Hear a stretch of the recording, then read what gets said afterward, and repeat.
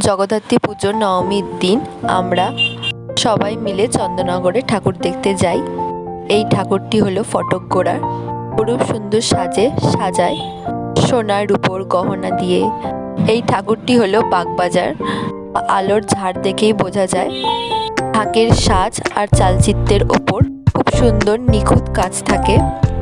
চন্দননগরের lighting নিয়ে তো আলাদা করে কিছু বলার থাকেই না। হলো মধ্যাঞ্চলের ঠাকুর। সবচেয়ে আকর্ষণ ঠাকুরটি থাকে সেটা হলো হেলা পুকুরের বছর হেলা পুকুরের ঠাকুরকে সোনার গহনা দিয়ে সাজানো হয়। এবারে তার বদলে হীরের গহনা দিয়ে মাকে সাজানো হয়েছে, যা কাছ থেকে দেখতে খুবই সুন্দর লাগছে।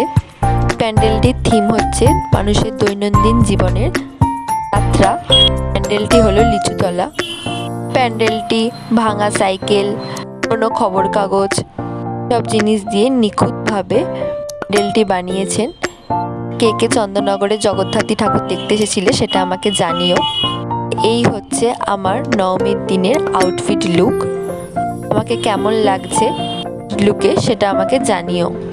সেদিনকে আমি পরিবারের অনেকজনের সাথে বেরিয়েছিলাম ঠাকুর দেখতে।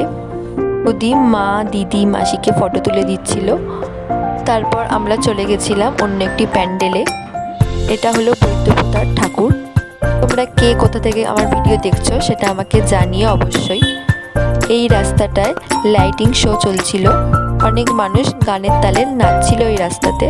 আমার ভিডিও কেমন লাগলো সেটা আমাকে জানিও। দেখা হবে নতুন কোনো ভিডিও। সবাই খুব সুস্থ থেকো, ভালো থেকো। এখনের জন্য সবাইকে বাই।